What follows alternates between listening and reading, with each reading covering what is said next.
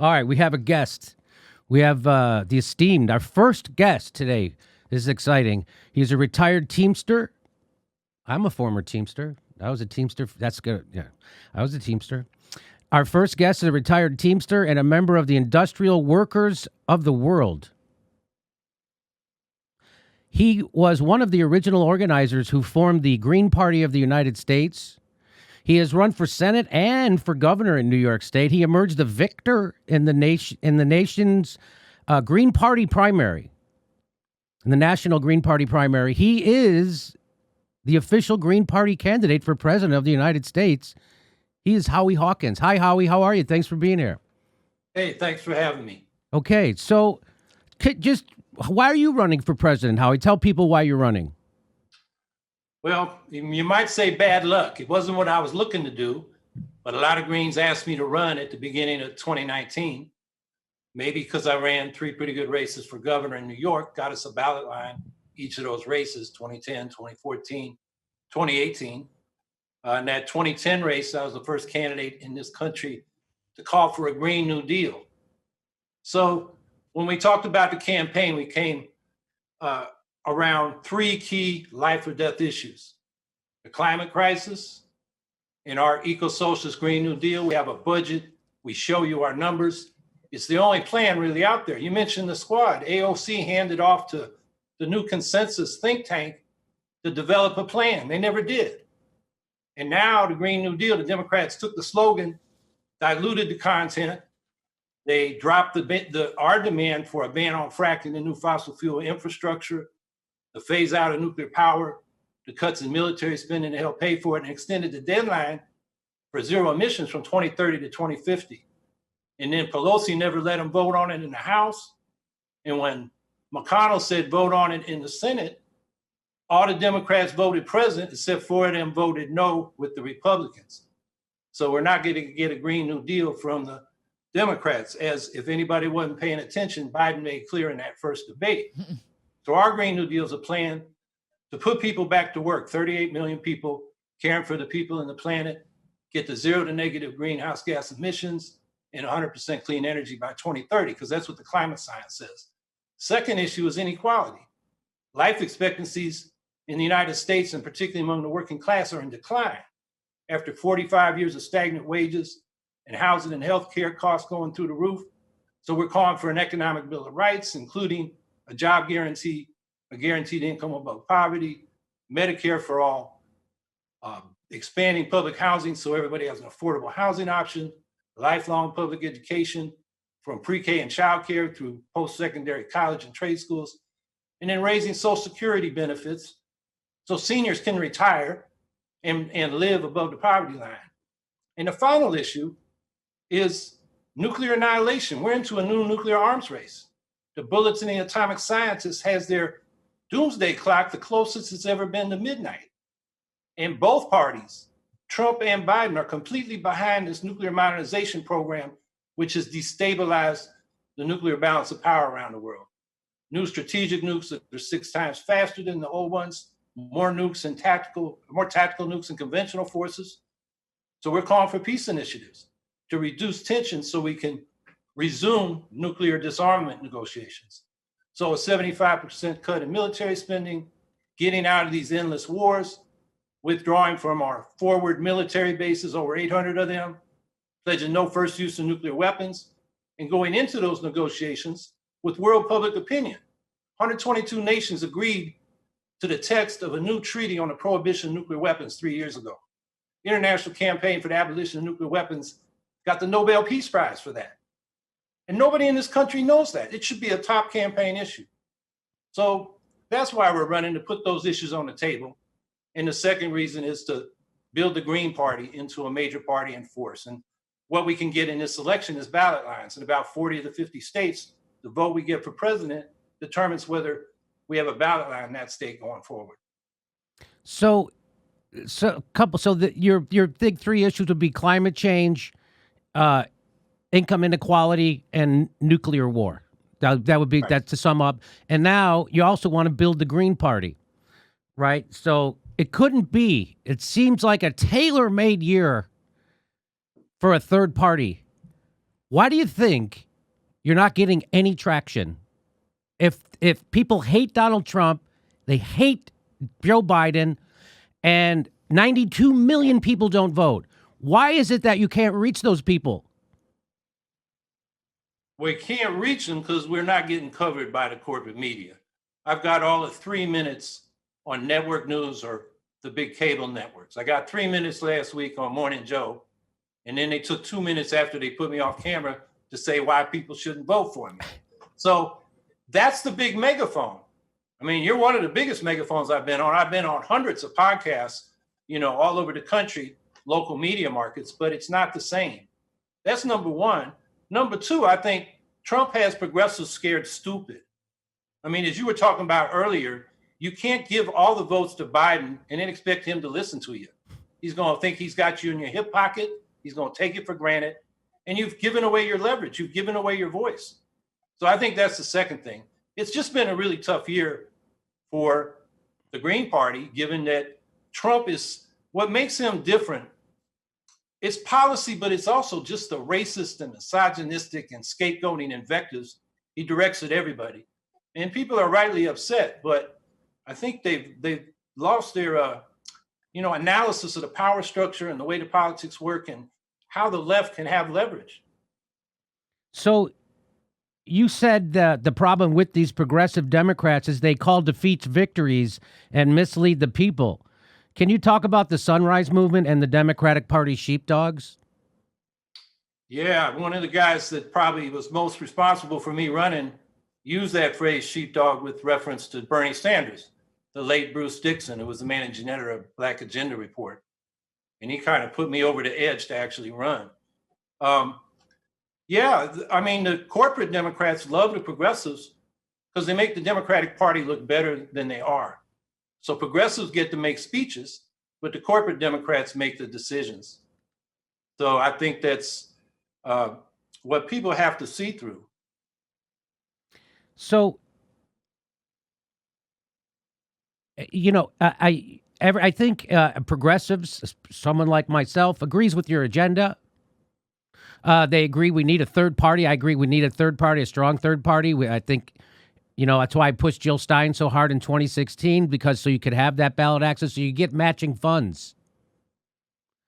And because if we don't have a third party that can poll at 5, 10, or 15%, we'll never get the Democratic Party to move left. You'll never get legislation to move left. So people go, well, you can't vote for a third party because it's going to screw up the system, and you're going to get a worse person in.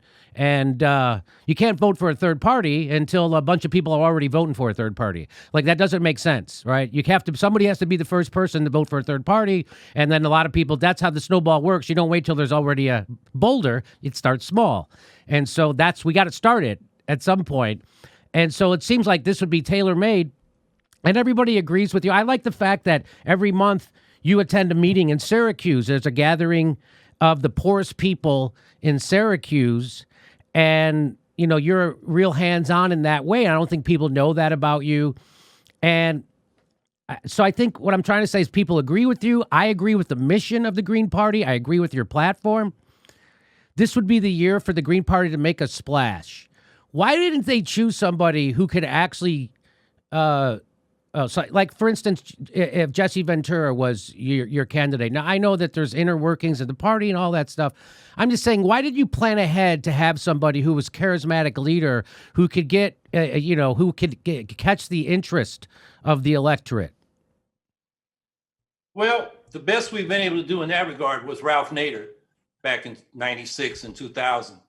And here in New York, we pursued personalities, and most of them back away because you're in the firing line, you're in the crossfire when you put yourself out there.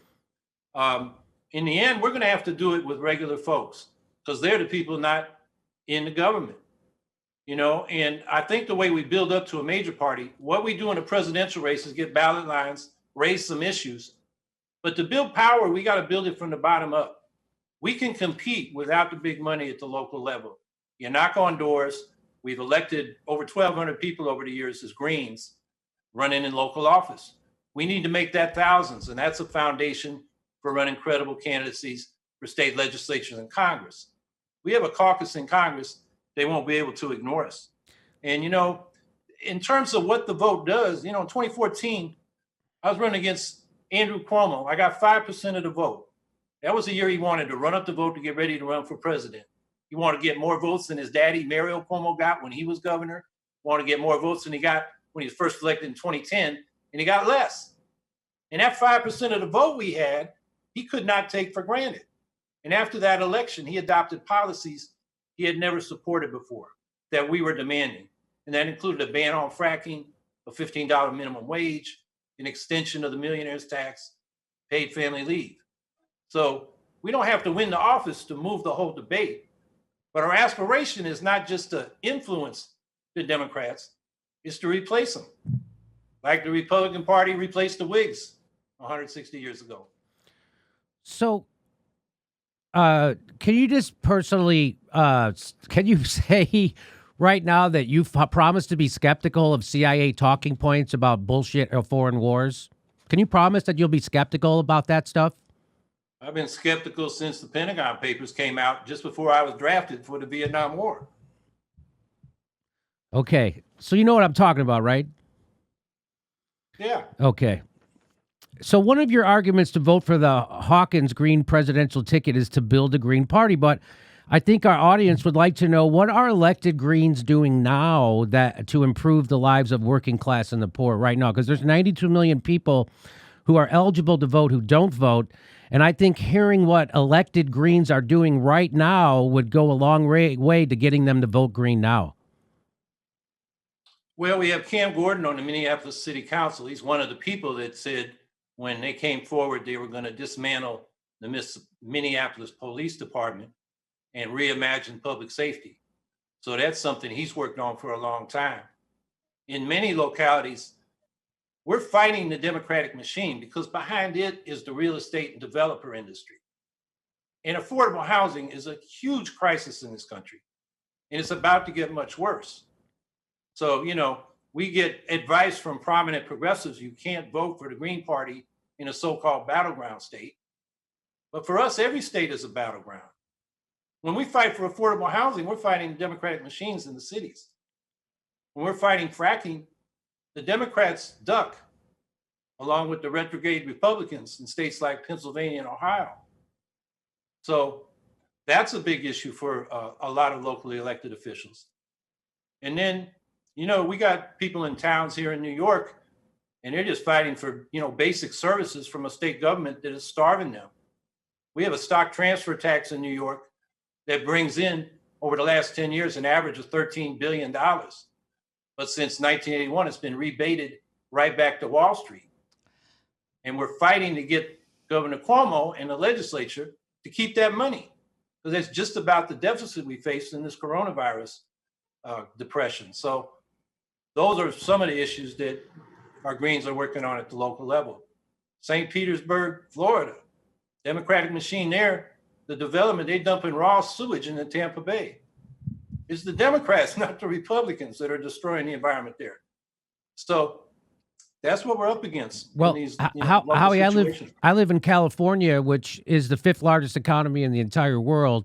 It has a supermajority Democrat legislature, a Democratic governor. We have a Democratic city council and a Democratic mayor in Los Angeles, and there's people sleeping under every bridge. We don't have health care in America. People don't have student debt relief. And our governor just gave 35 new fracking permits. So that's what, if you vote blue and you get an entirely Democratic government, you get exactly what you would have got had you elected Mitt Romney. That's exactly what we have. Everybody runs on Medicare for all. The guy who's the Speaker of the House in California, Anthony Rendon, he said, I've been for Medicare for all since before Obamacare. But he gets power, and then all of a sudden he has no idea how to implement this plan he said he's wanted to implement his entire career. All of a sudden, when they get the power to do something for people, they don't. So voting blue is bullshit. And so I wish that, we could have a strong third party. Hey, what do you think about joining forces? Like the Socialist Party, I think already endorsed you, right? And what do you think about working with, say, the Nick Brana and the Movement for the People's Party? Yeah, we have the nomination of the Socialist Party. We have the endorsement of a number of socialist groups, some local DSA chapters, Democratic Socialists of America. the legal marijuana now party of Minnesota. And that was one of our goals, to try to get groups on the left to work together in solidarity. We weren't talking about merger and unity yet. This is more like a first date than a marriage, but that's how you begin a relationship. So, and we did have a conversation with Nick Brown in the spring, and he chose to go another way. But we're open to talking with him and his group, and any group that really wants clear, independent, progressive politics.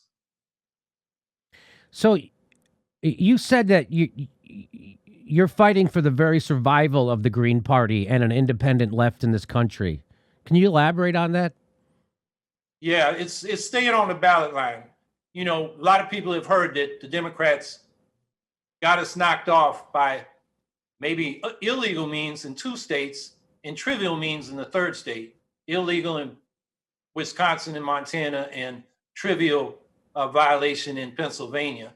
But here in New York, under the cover of the coronavirus pandemic, they passed a law attached to the state budget in April that tripled the number of votes we need to keep our ballot line and doubled the frequency. It used to be 50,000 votes every gubernatorial race, every 4 years. Now it's 130,000 or 2%, whichever is greater, and it's going to be greater in this presidential year. So the only people that have ever got more than we expect, it's going to be 170, 180,000 votes to get that 2%, was Ralph Nader in 2000 and my 2014 gubernatorial race. And that's just one example.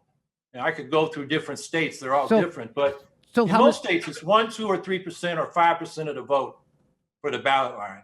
So that's what people keep saying. So the big people say, oh, the third parties will never work in America because the legislation, the laws are against them getting ballot access, and they can't get ballot access.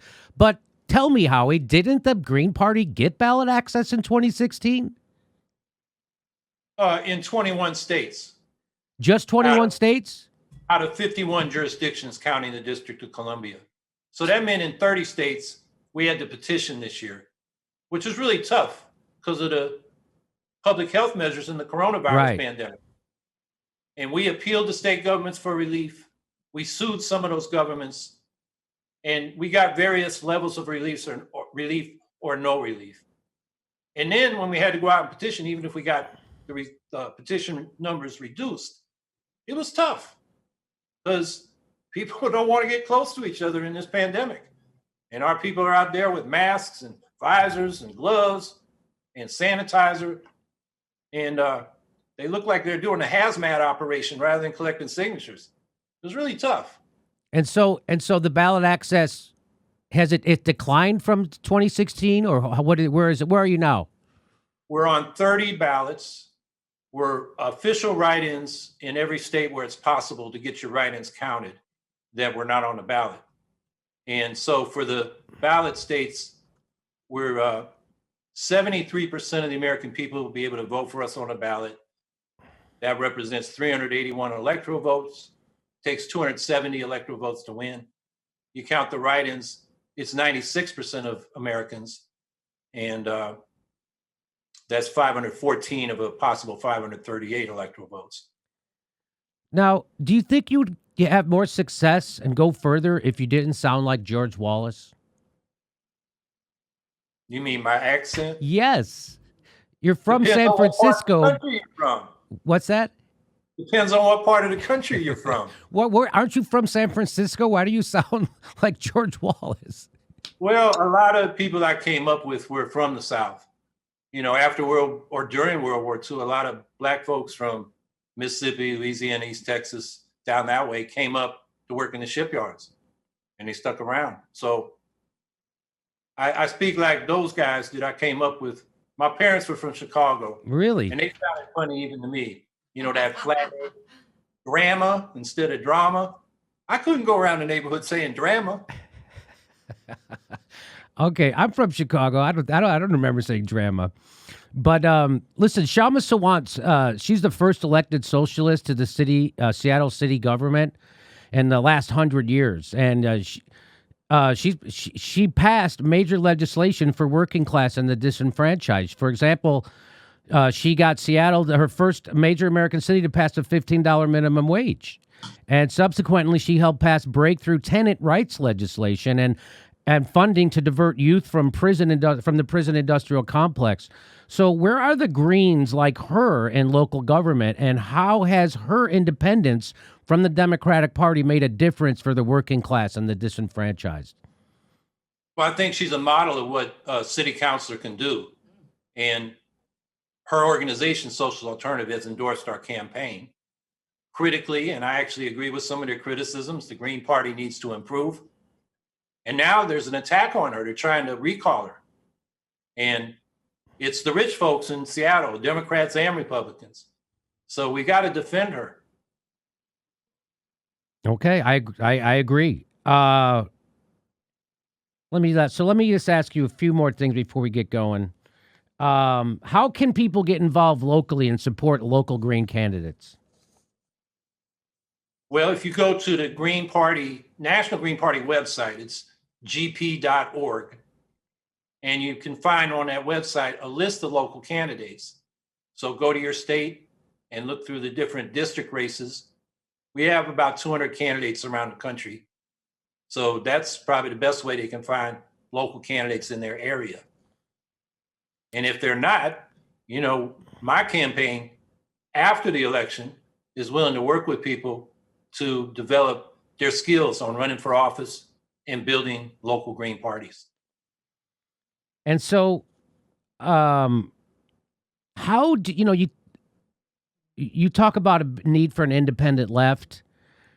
How do we overcome the flagrant voter suppression tactics of the Democrats, including partisans forcing the Greens off the ballot and the control of election boards by the two parties and the adoption of electronic voting machines? What can we do?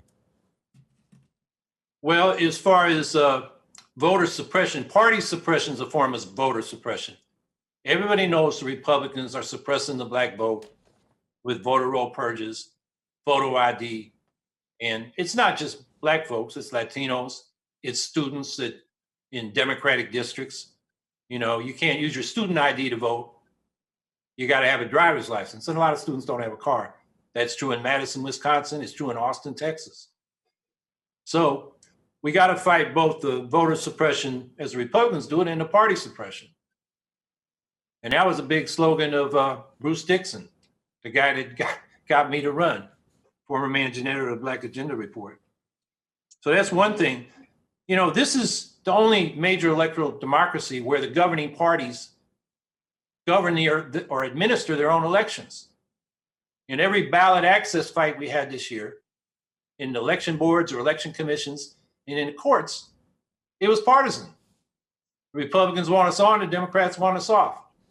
The law and the facts and our ballot signatures seemed irrelevant. And that's a problem.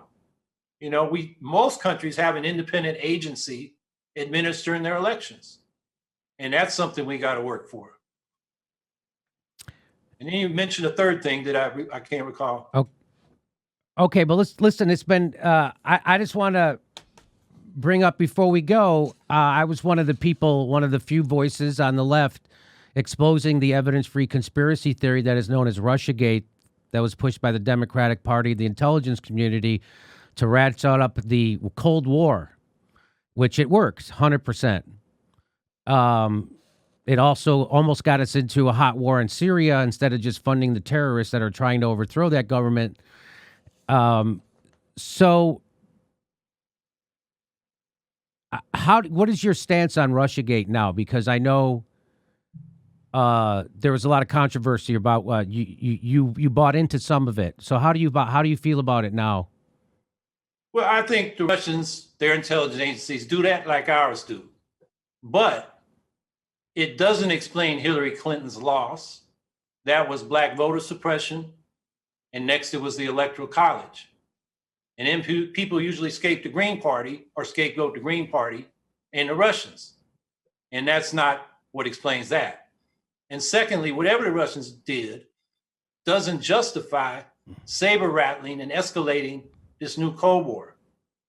So I've been opposed to the false explanation for why Clinton lost and to escalating this new Cold War. You know, I don't like Russia's system, but we got to work with them on these life or death issues of the climate and the arms race. And so we should emphasize diplomacy instead of, saber rattling, because a war with Russia would be a disaster. And we need, my basic perspective is the U.S. has to stop being a global military empire, which isn't about peace and security anywhere, particularly for the American people. It's about protecting the profits and interests of U.S.-based global banks and corporations. What we ought to be is the world's humanitarian superpower. Let's have a global Green New Deal. Let's help the rest of the world get out of the 19th century fossil fuel age into the 21st century solar age, and help poor countries with basic things like clean water and preventive medicine and elementary education. We could use that. That would cost a fraction of the Pentagon's current budget and make friends instead of enemies. That would do so much more for peace and security than all these arms we've got, which is a diversion of resources to what the people need. That's 100%. You're right on that, buddy. I wish you could get more traction. I wish that people could hear that message, because that's exactly right. We have two war parties. Joe Biden has already promised to up the military budget if he's elected, while promising to veto health care for people if it passes this. We have two right-wing warmongering maniacs. Joe Biden was part of a war criminal administration. They tortured Chelsea Manning. They prosecuted journalists. They're everything they say Donald Trump is, that Joe Biden is already. He's already done it. That's why it's crazy that somehow in anyone's mind that Joe Biden is the antidote to Donald Trump. Joe Biden caused Donald Trump. Joe Biden is worse. He has caused more damage to this world than Donald Trump. Maybe Donald Trump will catch him in his next term if he gets another term, but he's not there yet. Joe Biden is a homicidal maniac, warmongering enemy of the people who is a pathological liar and a sex harasser. So that's your antidote to Donald Trump, and you wonder why fucking 92 million people don't vote. Sorry for my language. Listen, Howie, thank you very much for coming on the show. I encourage you to be skeptical of the CIA's garbage going forward, and if you need any help, call me. I know a lot of people. All right, thank you very much, Howie. Everybody go to Howie. Howie, what's your website? It's HowieHawkins.us. Okay, thanks.